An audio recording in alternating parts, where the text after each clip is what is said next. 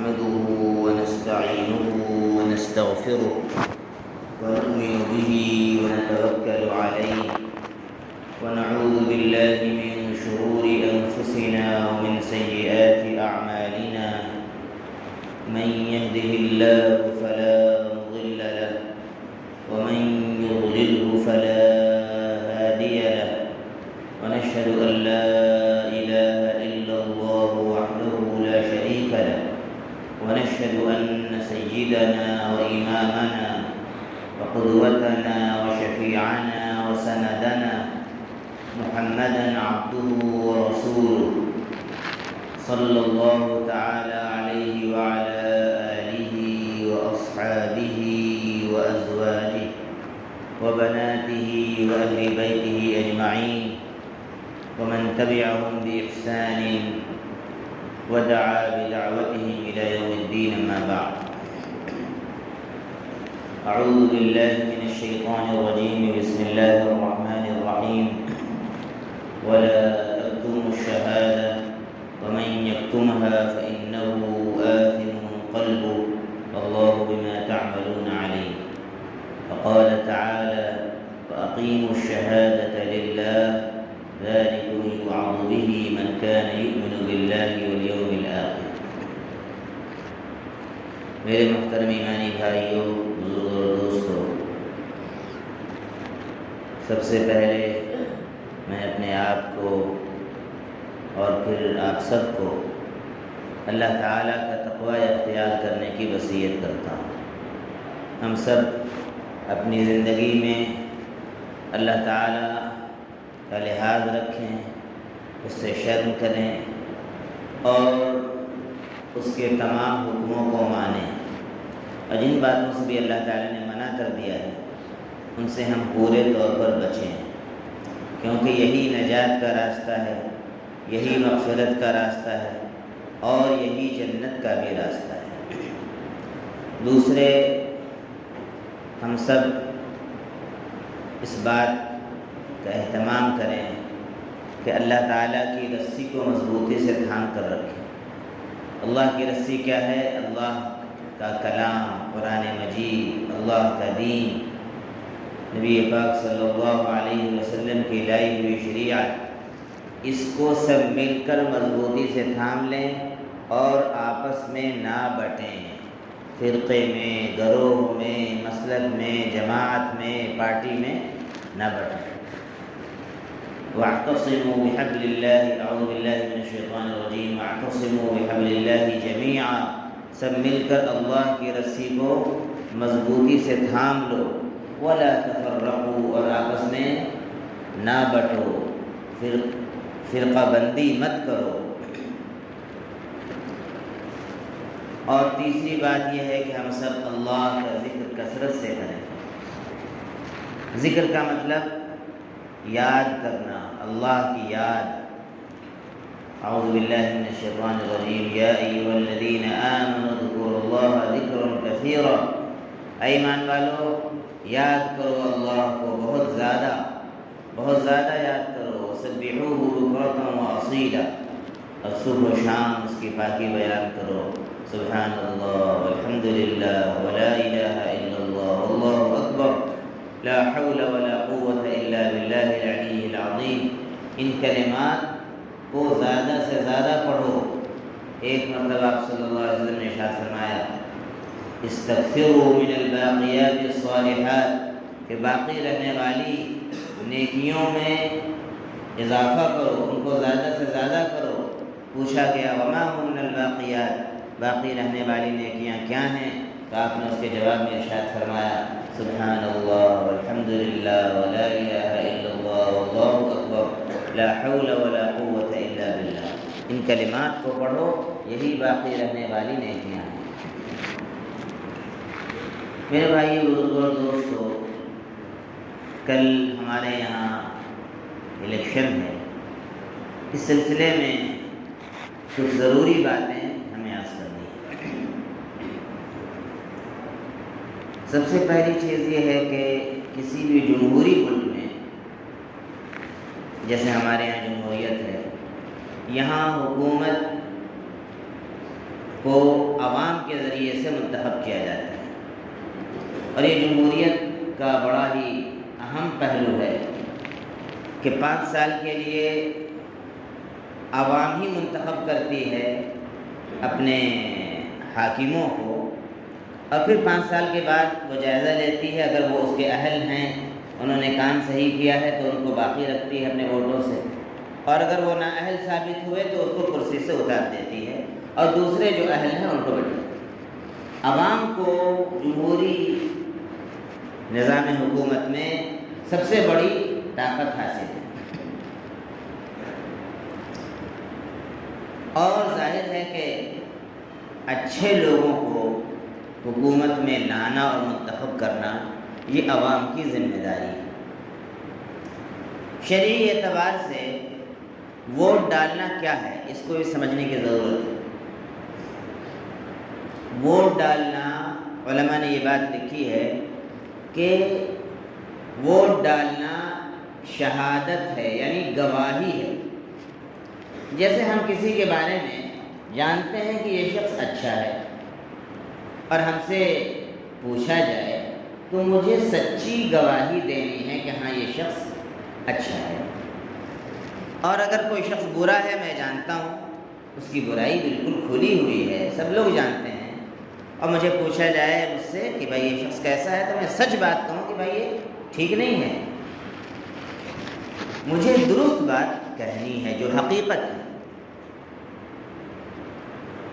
تو ووٹ ڈالنے کی حیثیت بھی ایک گواہی کی سی ہے کہ اچھا ایک بات اور بھی ہے، ظاہر ہے کہ ہمارے ملک میں اس وقت جو سیاسی پورا سسٹم ہے وہ اس میں زیادہ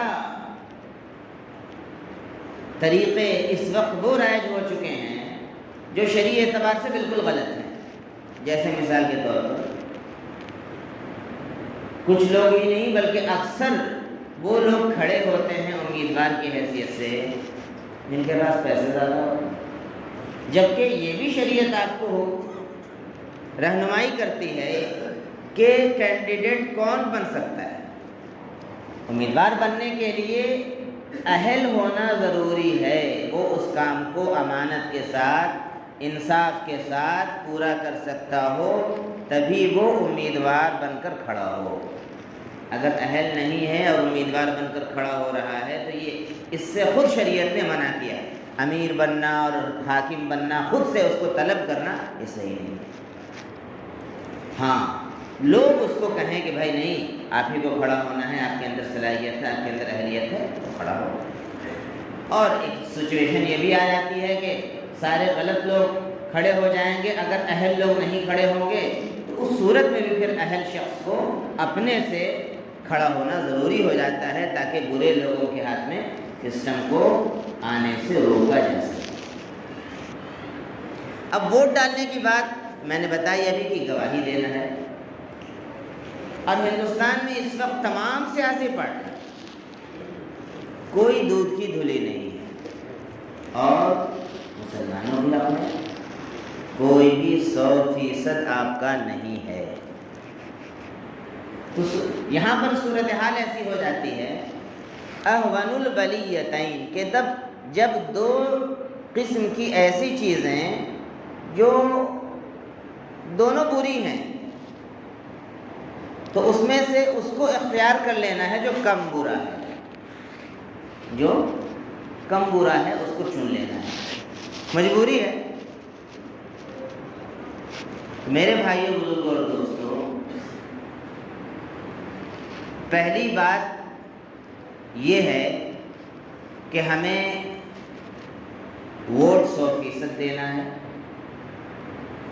کوئی بھی 18 سال کی عمر سے لے کر کوئی بھی بوڑھا بزرگ شخص، کوئی بھی بوڑھی خاتون ایسی نہ رہیں جو پولنگ بوتھ پر جا کر اپنا ووٹ نہ ڈالے۔ اس کے لیے سب سے پہلے گھر کا مرد گارجین ذمہ دار ہے کہ وہ اپنے گھر کی پہلی فکر کرے،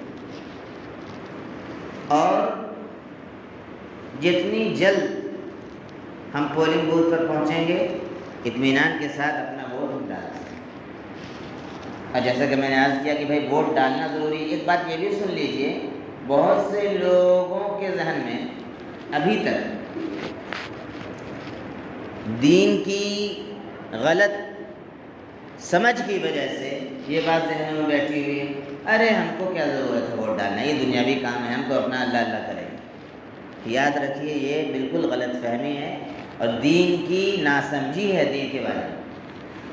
میں نے بتایا کہ ووٹ ڈالنا ایک گواہی ہے، آپ کو گواہی دینا بھی ضروری ہے۔ جانتے بوجھتے ہوئے گواہی کو چھپانا، اس کو قرآن نے گناہ قرار دیا ہے۔ وَلَا تَكْتُمُوا الشَّهَادَةَ، جب تم کو گواہی کے لیے بلایا جائے اور تم جانتے ہو اس چیز کے بارے میں تو اس کو چھپاؤ مت۔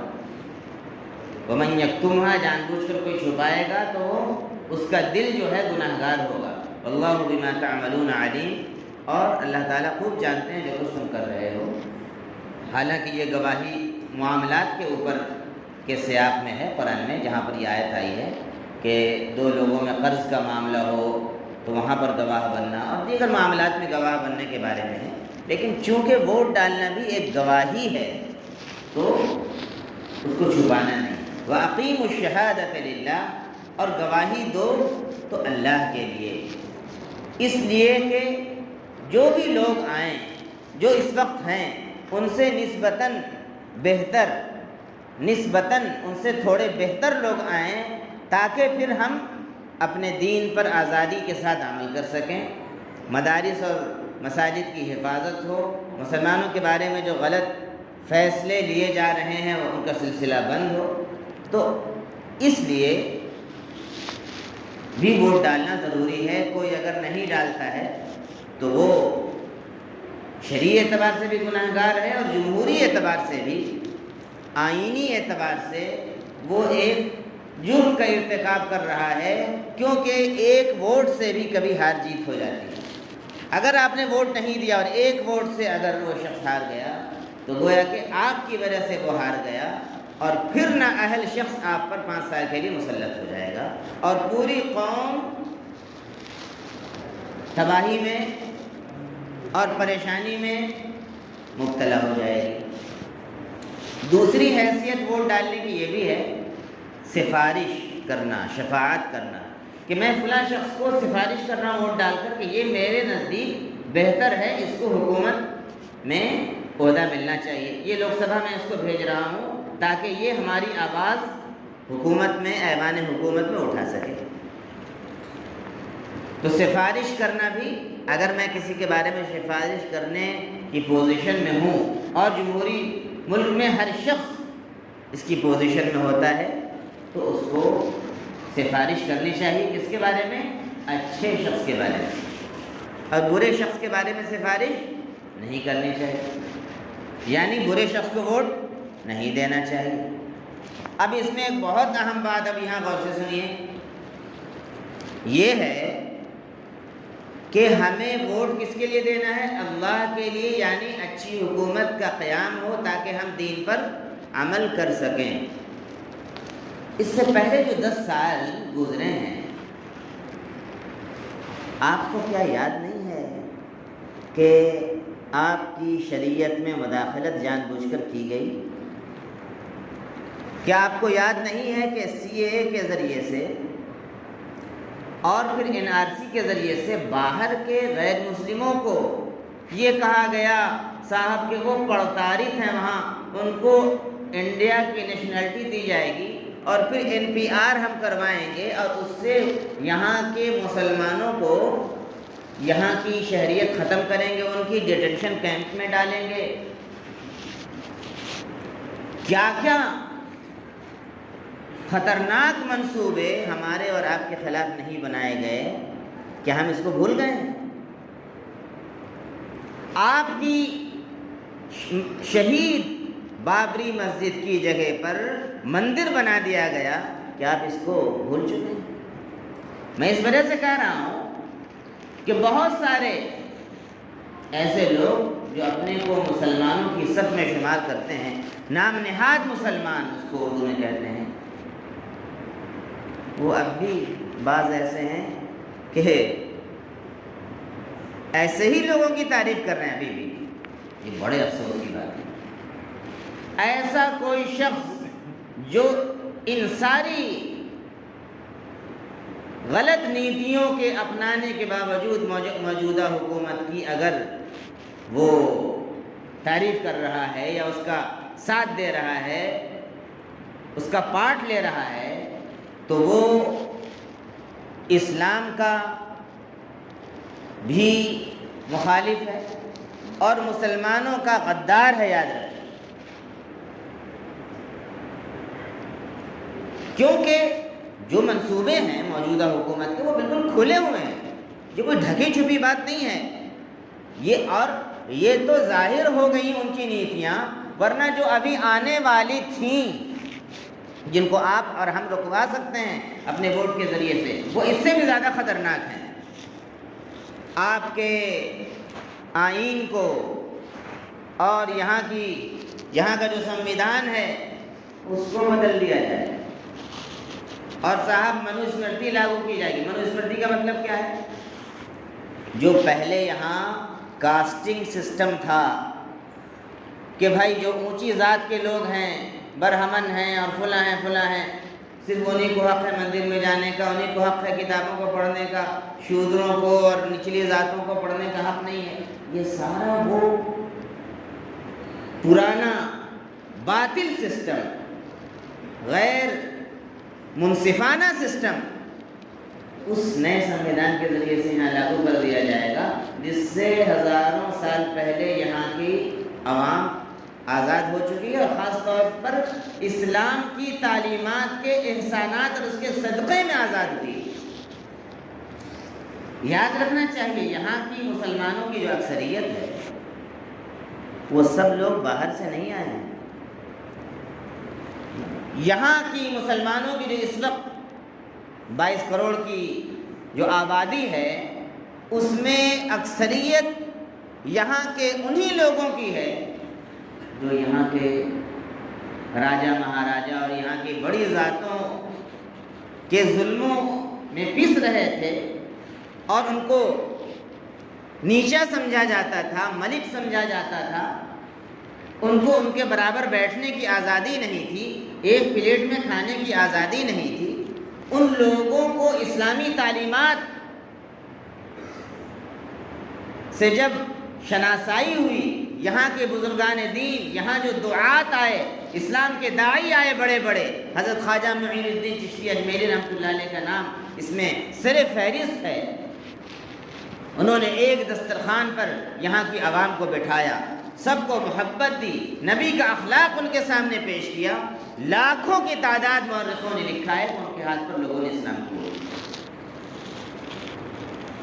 تو میرے بھائیوں، ہمیں ایک شہری کی حیثیت سے، ایک ذمہ دار شہری کی حیثیت سے اور ایک سچے مسلمان اور مومن کی حیثیت سے اچھے لوگوں کو منتخب کرنا ضروری ہے، اور جو برے ہیں، نااہل ہیں اور غلط اور ناپاک ارادے رکھنے والے ہیں، ان کو کرسی اقتدار سے اتار دینا ہمارے لیے ضروری ہے۔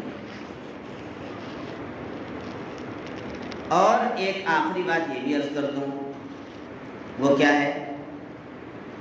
وہ یہ ہے کہ آپ کے ووٹ سے اور ہمارے ووٹ سے اور پوری ہندوستانی عوام، میں صرف مسلمانوں کی بات نہیں کر رہا ہوں، یہاں کے ہر منصف شہری، جو غیر مسلموں کی بڑی تعداد وہ ہے جو ان تمام غلط نیتیوں کو سمجھ رہی ہے اور وہ بھی اچھے لوگوں کے حق میں ووٹ کر رہی ہے۔ انشاءاللہ حکومت بدلے گی، اللہ کی رحمت سے امید ہے۔ آپ سب لوگ آمین کہیے، دعا کریے۔ جب بدلے گی، حکومت بدل جائے گی، تو یاد رکھیے میں سب سے اہم بات کہنا چاہتا ہوں، جتنی باتیں ابھی کہیں ان میں سب سے اہم بات، اس کا یہ مطلب نہیں ہوگا کہ حکومت بدل گئی تو مسلمانوں کا کام ختم، اب مسلمان آرام سے گوشت کھائیں گے، آزادی مل جائے گی، پھر وہی ساری حرکتیں کریں گے جو پہلے کرتے تھے۔ نہیں، ہرگز نہیں۔ دیگر لوگوں کے جو اپنے کو صرف سیکولر کہتے ہیں، سو کالڈ، ان کے لیے ہو سکتا ہے کہ یہ بہت آخری درجے کی بات ہو حکومت کا بدل جانا۔ ہمارے لیے، مسلمانوں کے لیے حکومت کے بدل جانے کے بعد سے ہمارا کام شروع ہوتا ہے، یاد رکھیے۔ ہم ہندوستان میں صرف راشن لینے کے لیے نہیں آئے ہیں، ہمارے بڑے بڑے علماء نے یہ بات لکھی اور کہی ہے۔ حضرت مولانا علی رحمۃ اللہ علیہ بارہا یہ بات یہاں بھی فرماتے تھے اور تمام ممالک میں جا کے فرماتے تھے جہاں مسلمان اقلیت میں ہیں کہ آپ اس ملک میں راشن لینے کے لیے نہیں آئے ہیں، صرف حکومت کی نوکریاں پانے کے لیے آپ نہیں آئے ہیں، یہاں اللہ تعالیٰ نے ہمیں بھیجا ہے اللہ کا تعارف کرانے کے، اسلام کی دعوت کو پیش کرنے کے، نبی پاک صلی اللہ علیہ وسلم کے اخلاق کو اپنے ان غیر مسلم بھائیوں کے سامنے اپنے عمل سے اجاگر کرنے کے لیے، تاکہ یہ لوگ بیچارے جو اب تک ظلم کی چکی میں پس رہے ہیں، اور ایک منٹ کے لیے مسلمان اگر اس ملک سے کہیں چلے جائیں، تھوڑے دیر کے لیے تصور کر لیجئے، تو یہ آپس میں ٹکر کھا کر مر جائے گی یہ قوم، جو یہاں ان کا ابھی بھی جو سسٹم ہے۔ مسلمان اگر چلے جائیں، یہ پھر اسی بڑی ذات اور نچلی ذات کے چکر میں آ کر آپس میں لڑ مر کر ختم ہو جائے گی۔ یہ تو اسلام کا صدقہ ہے کہ یہ لوگ ہماری وجہ سے بچے ہوں۔ تو یاد رکھیے، ہمیں اللہ تعالیٰ نے یہ موقع دیا ہے، اور اس لیے بھی ہم ووٹ کریں گے اچھے لوگوں کے لیے، تاکہ ہم آزادی کی سانس لے سکیں، اپنے دین پر سر اٹھا کر عمل کر سکیں، عزت کی زندگی گزار سکیں، اور اپنے ان غیر مسلم بھائیوں کو اپنے قریب لا سکیں، اور یہ بتا سکیں کہ یہ اللہ ایک ہے، آخری نبی حضرت محمد صلی اللہ علیہ وسلم تمہارے لیے بھی نبی ہیں، اور ان کی تعلیمات میں تمہارے لیے نجات ہے، یہ قرآن مجید آخری کتاب ہے اور تمہارے لیے بھی نازل کی گئی ہے۔ اور میرے بھائی، یہ تم نہ سمجھنا کہ ہم مر کر ختم ہو جائیں گے، نہیں، ایک مرتبہ اللہ تعالیٰ دوبارہ ہمیں مرنے کے بعد زندہ کرے، چاہے ہم مٹی میں دبا دیے جائیں یا آگ میں ہم کی شکل میں ختم کر دیے جائیں، یاد رکھو اللہ تعالیٰ دوبارہ ہمیں زندہ کرے۔ ایک سوال یہاں پر غیر مسلموں کی طرف سے یہ بات آتی ہے کہ آخرت کا عقیدہ ان کے یہاں جو ہے سرے سے آپ سمجھ لیجئے کہ ہے ہی نہیں، جو ہے وہ بہت ہی دھندلا سا ہے۔ تو وہ یہ کہتے ہیں کہ صاحب جو ملتا ہے نا یہی مل جاتا ہے، اچھا یا برا۔ تو ایک جواب میں آپ کو بتا دے رہا ہوں، کبھی ایسی بات ہے، آپ یہ پوچھئے کہ ایک آدمی جو ہے اس نے ایک آدمی کا مرڈر کیا ہے، اس کو کیا سزا ہوگی؟ اس کو بھی مرڈر کر دیا جائے، اس کو بھی قتل کر پھانسی پہ لٹکا دیا جائے گا؟ یہ تو کہیں گے کہ ہاں بھائی انصاف ہو گیا۔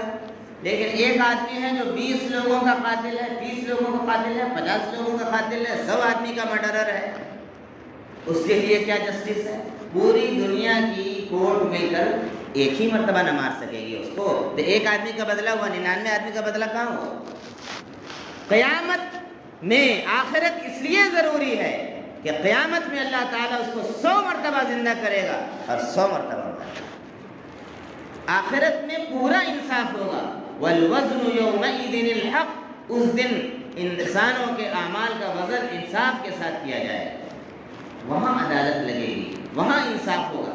یہاں تو تھوڑا تھوڑا کسی کو اللہ تعالیٰ دکھا دیتا ہے، ورنہ اصل میں جو انصاف ہوگا وہ اللہ تعالیٰ حشر کے میدان میں فرمائے گا۔ جس کے ہاتھ میں داہنے ہاتھ میں نامہ اعمال مل گیا وہ کامیاب ہوگا، جس کے ہاتھ میں بائیں ہاتھ میں نامہ اعمال ملا وہ ناکام ہو گیا اور وہ جہنم کو مستحق ہوا۔ میرے بھائیوں، ہمیں ووٹ پورے اتحاد کے ساتھ دینا ہے، آپس میں مل جل کر ہم اپنے اسلام کے مفاد میں، مسلمانوں کے مفاد میں، بلکہ اس سے اوپر اٹھ کر ملک کے مفاد میں ہم اچھے لوگوں کو منتخب کریں، یکجٹ ہو کر ووٹ کریں، چھوٹی چھوٹی باتوں میں آپس کے اختلافات سے اٹھ جائیں، اور جتنے بھی لوگ ہماری بستی میں رہتے ہیں، جو بزرگ ہیں، جو یعنی بوڑھی خواتین ہیں، ان کے لیے ہم سواری کا نظم کریں، اور ایک گزارش یہ تھی کہ بھائی جو نوجوان ہیں ان کی دو ذمہ داری کل ہوگی، ایک تو اپنا ووٹ کریں اور پھر دوسرے اپنے آس پڑوس محلے سے سب کی کوشش کریں کہ جو ٹائمنگ ہے ختم ہونے کی 5 بجے، اس سے پہلے بستی کے ہر شخص کو ہم کوشش کر کے محنت کر کے ہم ووٹ اس کا ڈلوا دیں لے جا کر. اور نوجوان ذرا سا وہاں پر صبر کا مظاہرہ کریں، کوئی بوڑھی خاتون ہے ان کو بڑھا دیں، کوئی بوڑھا شخص ہے ان کو پہلے ووٹ دینے دیں، وہاں پر دھکا مکی نہ ہو. کیونکہ وہاں پر جو پریزائڈنگ آفیسر وغیرہ آتے ہیں، غیر مسلم آتے ہیں، تو ان کے سامنے ہمارا ایک اچھا نمونہ بھی جانا چاہیے کہ مسلم بستی کے لوگ کیسے ہوتے ہیں. اطمینان کے ساتھ صبر کے ساتھ اپنی باری کا انتظار کریں، سب کا نمبر آئے گا.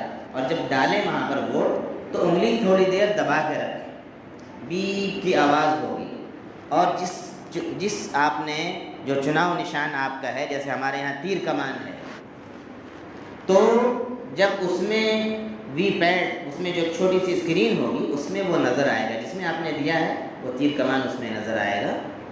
پھر اس کے بعد آپ وہاں سے ہٹیں. تو اس طریقے سے ہمیں اس پورے ووٹنگ کے عمل کو پوری محنت کے ساتھ اور پوری سچائی کے ساتھ اور اللہ کے لیے ہمارے ملک کا ماحول بدل جائے اور تمام شہری آپس میں مل جل کر رہیں، ان اعلیٰ مقاصد کے لیے ہمیں ووٹ کرنا ہے. اللہ تعالیٰ سے دعا کریں کہ اللہ تعالیٰ اچھے لوگوں کو اقتدار عطا فرمائے، تاکہ یہاں کے لوگ جو ہدایت سے محروم ہیں وہ ان کو اللہ تعالیٰ اسلام کی ہدایت دے اور ہم سب دنیا اور آخرت میں کامیاب ہو سکیں. آمین. وآخر دعوانا الحمد للہ.